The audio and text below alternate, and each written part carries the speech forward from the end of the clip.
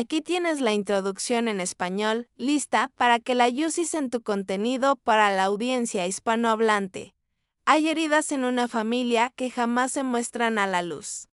Emociones ocultas y dolores que se consumen en el silencio.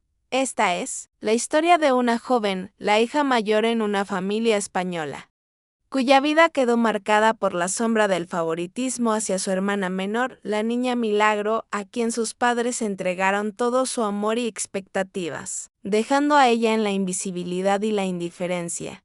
Desde niña, sufrió el rechazo, la manipulación y la soledad provocadas por esa hermana que sus padres idealizaron como símbolo de esperanza y sanación después de una tragedia familiar. Juegos psicológicos crueles.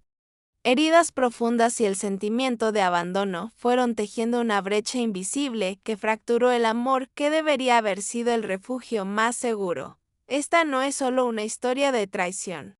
Es también un despertar, doloroso, entre discusiones y pérdidas que pusieron al borde del colapso a toda la familia. Pero además es el relato de una lucha por reconstruir la verdad, buscar el perdón y abrir la puerta a una esperanza renovada. Acompáñanos a descubrir lo que se esconde detrás de la puerta de ese hogar aparentemente tranquilo, en aquellos años cuando ella era solo una niña llena de sueños. La familia atravesó una profunda pérdida, la madre sufrió un aborto espontáneo que dejó una herida invisible. Lise, la hermana menor, llegó como un milagro, no solo como una nueva vida, sino como la luz que iluminó todas las esperanzas y expectativas de los padres. Desde entonces, la sombra del favoritismo empezó a envolver cada momento en sus vidas. Familiares, parte 1. Recuerdos de la infancia y la sombra del favoritismo. La memoria es caprichosa y a veces se encarga de que los momentos más simples nos duelan por siempre. Desde que tengo uso de razón, mi vida ha estado marcada por la presencia de mi hermana menor, Lisa, y por la manera en la que, sin buscarlo, toda la familia parecía orbitar a su alrededor. Recuerdo las tardes de domingo en casa de mis abuelos. El bullicio de las voces, el aroma a canela en la cocina, la mesa siempre llena. Yo era la niña que corría con los primos, que buscaba en los ojos de mi madre una complicidad que, con los años, se fue desvaneciendo. Todo cambió cuando Lisa nació. Los tíos la llamaban el milagro. Mi abuela tejió para ella la manta más suave y de pronto, hasta la sonrisa de mi padre solo se encendía para su nueva hija. Yo intentaba adaptarme, ser lo suficientemente buena para no molestar, recoger mis dibujos de la nevera cuando los reemplazaban con una foto nueva de Lisa. Me convertí en la sombra silenciosa de la familia, la encargada de ayudar, de ceder, de no protestar. A veces, mientras mi madre se desvivía por satisfacer los desprecios de Lisa hacia la comida, yo recogía los platos y barría migajas de una infancia cada vez más fragmentada. Había días en los que el contraste era doloroso. En mi cumpleaños, número 8, recibí un libro de cuentos, mientras Lisa, a mis 3 años más joven, tuvo una fiesta con payasos, globos y hasta vecinos que solo conocíamos de vista. Recuerdo como mi amigo Marcos, testigo involuntario, se quedó callado, y después me preguntó en voz baja, ¿por qué parece su fiesta en vez de la tuya? No supe qué responder. Los conflictos comenzaron a ensancharse a medida que crecíamos. Lizzie aparecía en la escuela y, solo con una palabra a mis profesoras, mi hermana no me dejó dormir anoche, lograba convertir mi silencio en sospecha. A veces, me encontraba en el baño del colegio con Clara y Marta, mis mejores amigas de entonces, escuchando cómo Lisa contaba historias sobre mi supuesta crueldad. Poco a poco, ellas se alejaron. Primero Clara, luego Marta, dejándome con el eco de risas ajenas que no me pertenecían.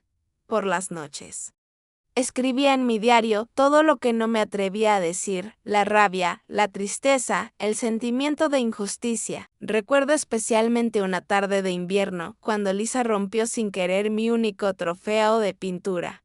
Fue la gata, dijo con una naturalidad aterradora. Mi madre, sin mirarme, le creyó. Aquella noche entendí que la confianza en mi hogar era un privilegio para unos pocos. pero no todo fue oscuridad absoluta. Mi abuelo Joaquín, hombre de pocas palabras y sabiduría tranquila, era el único que parecía ver mi dolor. No dejes que la sombra de otros apague tu luz, me susurró una vez mientras regábamos el jardín. Su apoyo silencioso se convirtió en el único y lo que evitaba que me sumiera completamente en la soledad. El tiempo pasó y el favoritismo se transformó en la norma. No solo en grandes gestos, sino en detalles cotidianos. Lisa se llevaba la mejor porción de postre, elegía la película del viernes y siempre tenía a mamá a su lado cuando enfermaba o simplemente lo fingía.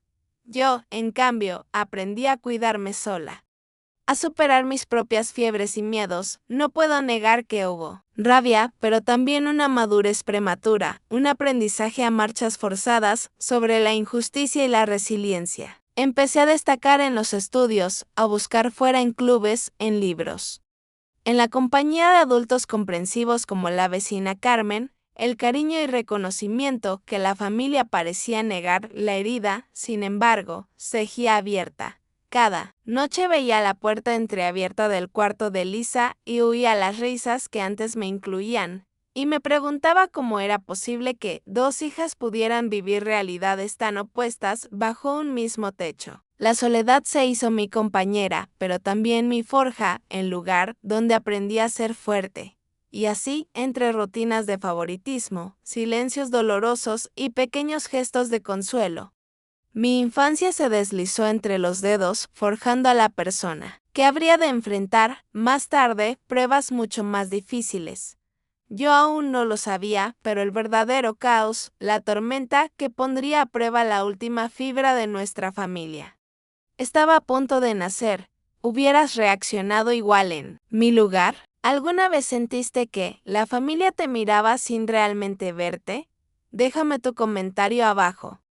Quiero escuchar tus historias. Continuamos con la parte 2, manipulación y obsesiones en la vida cotidiana. A veces, las cicatrices más profundas no las dejan los grandes golpes, sino las pequeñas puntadas silenciosas que se repiten día tras día.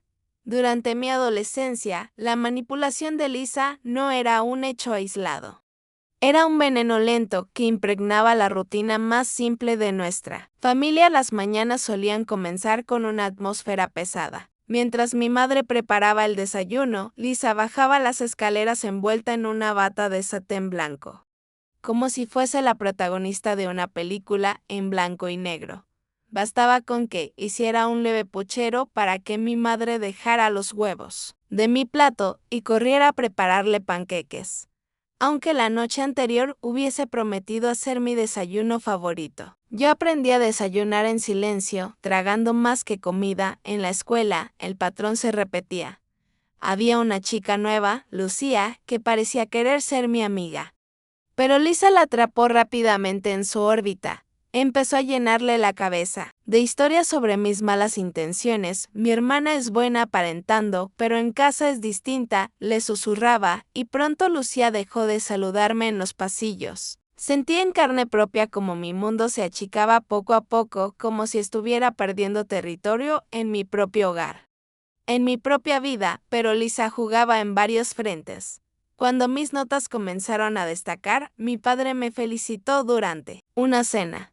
Fue apenas un comentario, pero Lisa lo recogió como una flecha. Esa misma noche, encontré mis apuntes de biología rotos en la basura.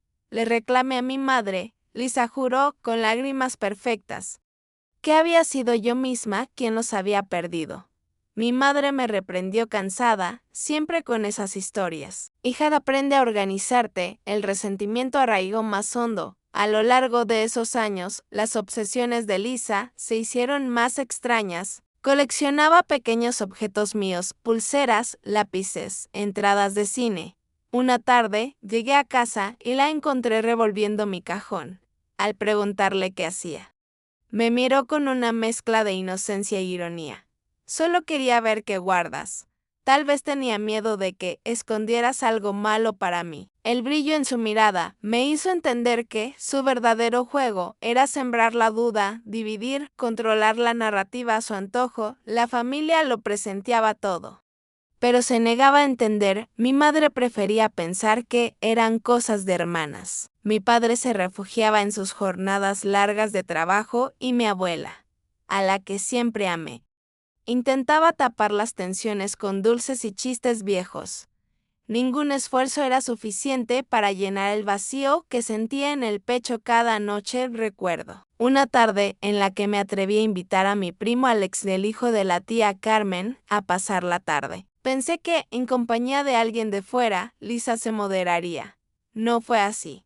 Se encargó de sabotear el juego, inventar reglas nuevas, y cuando Alex intentó defenderme, lo culpó por un jarrón roto que ella misma tiró al suelo con un ademán teatral. La tía Carmen vino a recogerlo y, al ver mi cara, solo murmuró: las envidias de hermanas, ya pasará, cariño. Nadie parecía dispuesto a ver la verdad. Mi refugio fue la soledad elegida, largas horas entre libros, caminatas solitarias por la plaza del barrio, y una profesora, la señorita Pilar, que notó mi cambio y buscó ahuyentarme.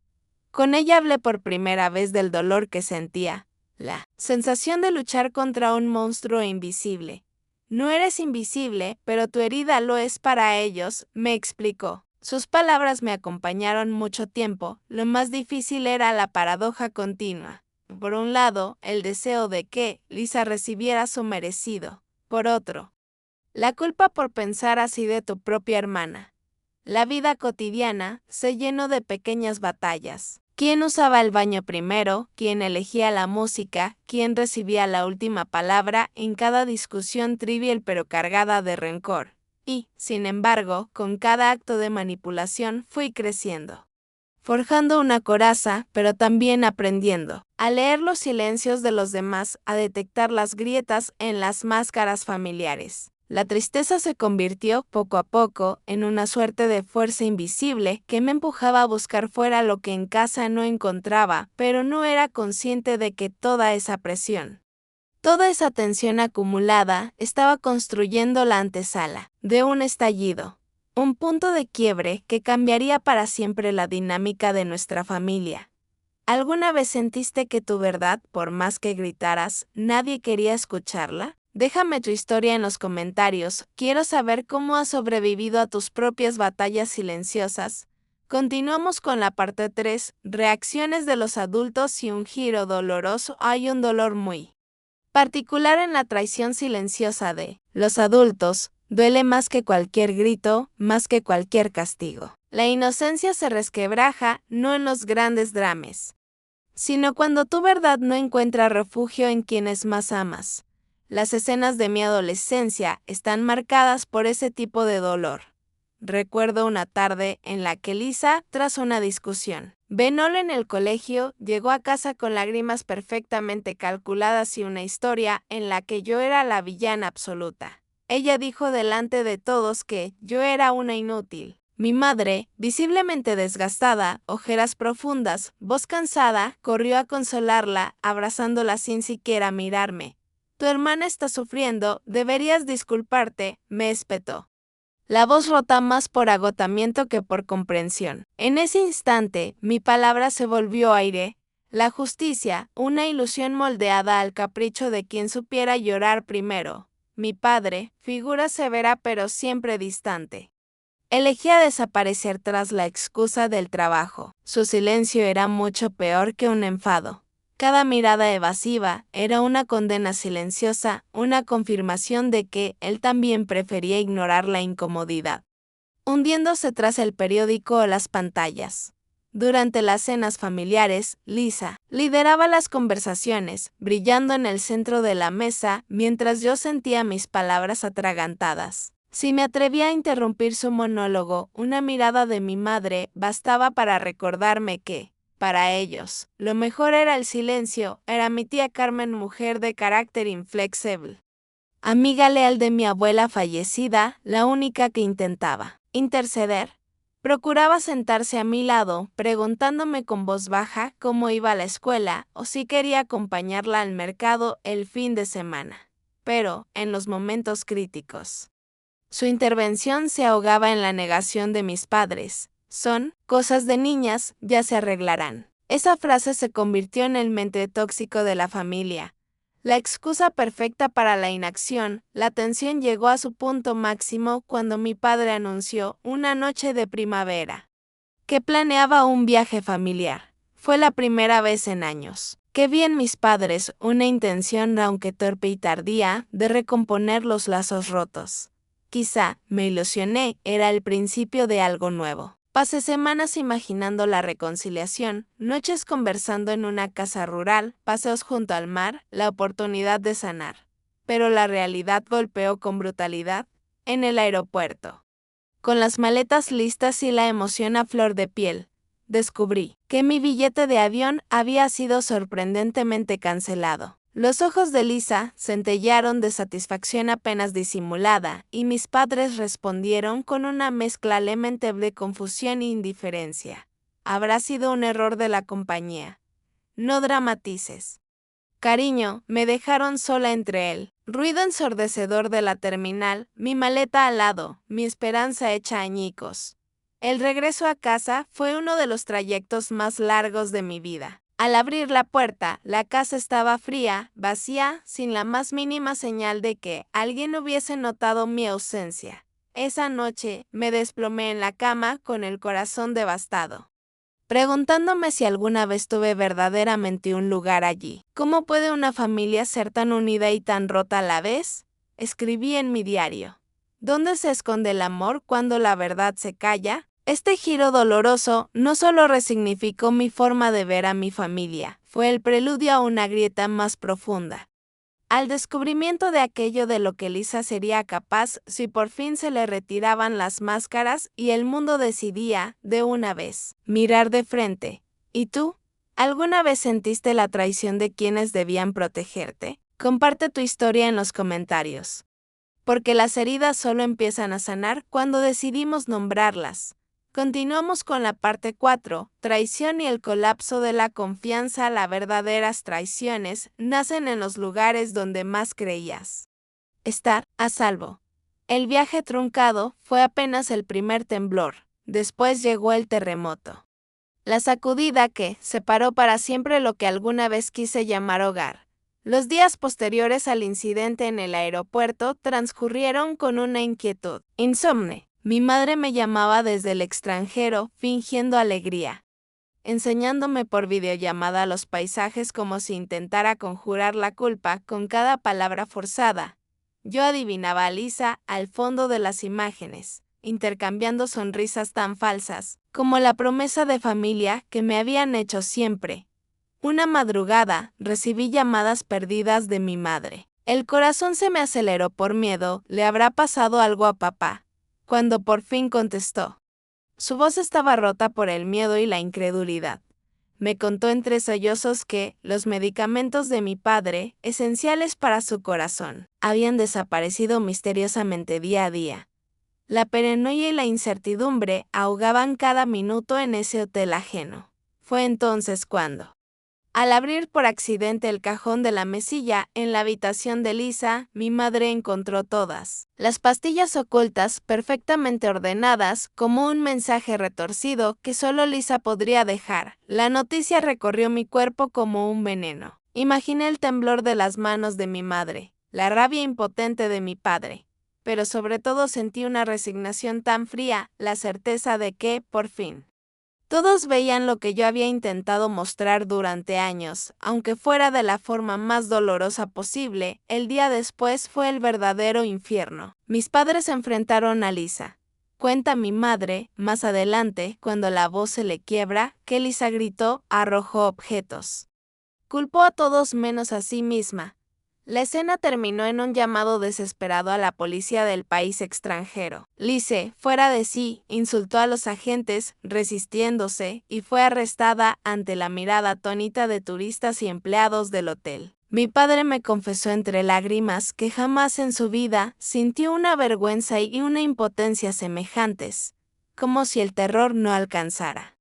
Al salir de la comisaría, descubrieron que sus pasaportes y el dinero desaparecieron. El pánico se apoderó de la voz de mi madre al relatar cómo buscaron por todas partes, cómo pidieron ayuda, cómo por primera vez sintieron en carne viva el abandono y el miedo absoluto en tierra extraña. Era el golpe de gracia a esa imagen de familia protegida, era el verdadero colapso de la confianza. Para ellos, fue el derrumbe del mito que habían querido creer. Lisa no era un ángel incomprendido, ni una víctima de mis relatos. Por primera vez, el dolor y la traición se repartían equitativamente, alcanzando a todos.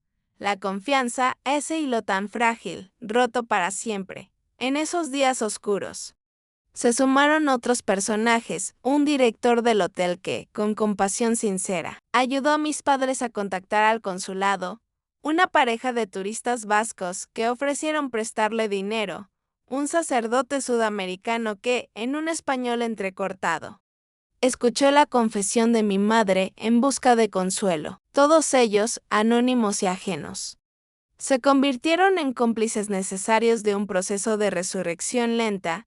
Mi propia metamorfosis también tomó forma, al ver la ruina de mis padres totalmente expuestos. Suplicando ayuda por primera vez en la vida, sentí una mezcla de justicia amarga y compasión inesperada. Los brazos que tanto anhelé durante mi infancia ahora temblaban al otro lado del teléfono. La traición, al final, nos había dejado desnudos a todos. Pero para ser verdaderamente libre, hace falta afrontar no solo el dolor ajeno, sino el propio, perdonar no por quienes te dañaron, sino para no ser rehén de las sombras del pasado. Aquellos días fueron un feroz aprendizaje de adultez. La herida dejó de ser solo mía y se le mostró a todos, sangrante, imposible ya de esconder. Y así, mientras mis padres lograban finalmente volver a casa cansados, descompuestos, obligados a reconocerse a sí mismos en el espejo de la verdad, una pregunta quedó flotando, inmensa y sin respuesta: ¿es posible reconstruir algo desde los escombros de la confianza? ¿Te han traicionado quienes más amas? ¿Crees que hay vuelta atrás después de un colapso así? Cuéntame en los comentarios, tu historia puede ser el refugio de alguien más. Continuamos con la parte 5, enfrentamiento, consecuencias y un viaje de destrucción y renacimiento. Las verdaderas guerras familiares no se libran a gritos, suceden en los espacios íntimos, en los silencios incómodos y en la mirada de quienes ya no saben si confían o temen. El retorno a casa, tras la odisea en el extranjero, marcó el inicio de la tempestad final. Los días siguientes al regreso no trajeron alivio, se transformaron en una serie de enfrentamientos en los que todas las heridas se hicieron visibles. Lise, acorralada por sus propias acciones, respondió con furia. Se enterraba durante horas en su habitación, golpeaba puertas, rompía platos. Yo, siendo testigo a distancia, con llamadas nocturnas de mi madre, al borde del llanto, entendí que había cruzado una línea donde el dolor ya no era solo mío.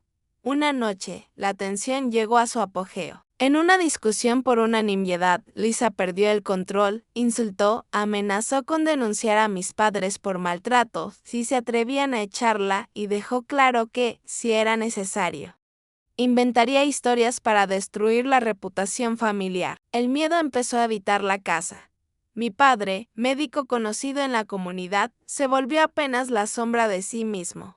Mi madre, quien siempre había sido la mediadora dispuesta a silenciar cualquier discordia, se quebró en lágrimas. Ante la magnitud del desastre fue entonces cuando intervino Jaime, el abogado de la familia y viejo amigo de mi padre. Su presencia, serena pero firme, trajo consigo la decisión más dura: iniciar el proceso legal para desalojar a Lisa.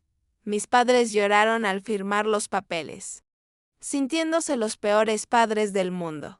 Yo sentí un vacío extraño. Había ansiado tanto ese momento de justicia, pero vivirlo resultaba casi insoportable. Durante esos días apareció también la abuela Pilar, llegada desde Málaga, tras enterarse de la situación. Su energía matriarcal, sus consejos duros y su capacidad de enfrentarse incluso al descontrol de Lisa aportaron algo de equilibrio. Pilar no se andaba con rodeos, las heridas hay que abrirlas para que sanen.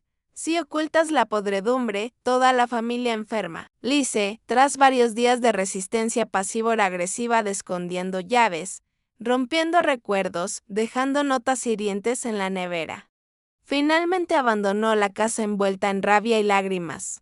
Nadie aplaudió. Fue una despedida anticlimática, cruda, en absoluto heroica. Mis padres, abrazados en el umbral, no supieron si llorar por lo perdido o por lo que nunca lograron salvar. Esa noche, el silencio dominó la casa. Decidimos cenar juntos. Por primera vez, hablamos realmente. Compartimos recuerdos, culpas y pequeños detalles de dolor que habíamos callado durante años. Mi madre me pidió perdón. Mi padre, entre sollozos secos, reconoció el daño causado por no mirar de frente la verdad. Yo, rota pero más fuerte, comprendí que el proceso de renacimiento no era inmediato ni fácil, pero al menos estábamos vivos, dispuestos a luchar. Mi primo Alex vino a visitarnos, trayendo consigo algo de normalidad, películas, conversación ligera, y la promesa de que algún día aquella historia sería solo una cicatriz y no la herida abierta que nos definía. Incluso la vecina Carmen, siempre atenta, se acercó con dulces y una frase que aún resuena: las familias no siempre se salvan, pero siempre pueden aprender a sobrevivir. Así comenzó nuestro viaje de reconstrucción, no desde el olvido, sino desde la aceptación del dolor compartido.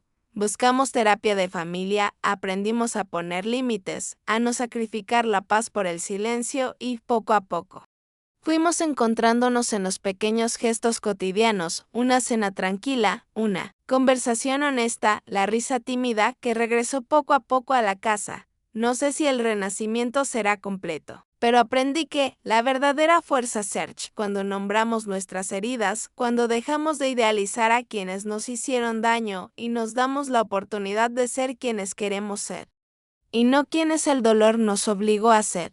Es posible perdonar después de tocar fondo.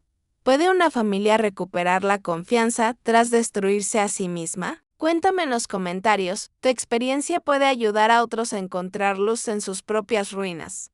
Continuamos con la parte 6, final abierto, perdón o separación definitiva. A veces, la vida no ofrece respuestas claras, solo caminos, que se bifurcan, llenos de dudas, nostalgia y el eco de lo que alguna vez soñamos ser en familia. Así llegamos al último capítulo de mi historia, un epílogo sin certezas, abierto al futuro y a los miedos que aún perviven en cada uno de nosotros. Habían pasado varias semanas desde que Lisa se marchó. La casa, ahora mucho más silenciosa, adquiría un aire casi desconocido. Mis padres y yo intentábamos reconstruir los fragmentos de lo que alguna vez fuimos. Cenas tranquilas, interminables charlas nocturnas. Pequeños detalles que antes dábamos por sentados. Sin embargo, el silencio que dejó Lisa no era solo ausencia, sino también un recordatorio punzante de todo lo no resuelto. Lo no dicho fue entonces cuando, en medio de una tarde lluviosa, sonó el teléfono. Era la voz de Lisa, áspera, temblorosa, casi irreconocible. No pidió perdón ni buscó justificaciones. Solo murmuró que necesitaba vernos al menos una vez en un lugar público. La propuesta desató un torbellino de emociones contradictorias. El temor al conflicto, la esperanza secreta de redención, el peso de todo lo vivido hasta ahora. Mi madre insistió en ir. Mi padre, aún asustado por las cicatrices recientes, aceptó. Yo, entre el rencor y la compasión, dudé hasta el último instante. El reencuentro se dio en una cafetería del centro, donde los ventanales empañados ocultaban la tensión bajo la apariencia de normalidad. Lisa llegó acompañada de una amiga, Silvia, una presencia nueva, fuerte, que aportaba un equilibrio inédito al ambiente. Por unos minutos, nadie habló. El café enfriándose en las tazas fue testigo de la batalla de miradas. Finalmente, Lisa rompió el silencio. Su voz, apenas un susurro, confesó el agotamiento, la soledad, el miedo insuperable a no pertenecer jamás. Confesó llorando, por primera vez en muchos años, que había envidiado el cariño tranquilo que creía que teníamos entre nosotros, y que nunca supo cómo romper el papel que le habían adjudicado. La hija milagro, la imprescindible, mi madre, aún con la herida abierta, extendió la mano. No dijo te perdono, porque el perdón lleva tiempo, pero sí te entiendo, aunque me duela. Mi padre, enmudecido por la emoción, solo logró decir, tienes mucho que sanar. Nosotros también, por mi parte, sentí una mezcla de alivio y vacío.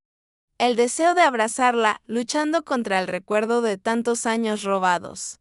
Decidí que mi sanación no dependía tampoco de su arrepentimiento, sino de mi propio proceso para aceptar una historia donde los culpables y las víctimas a veces se confunden.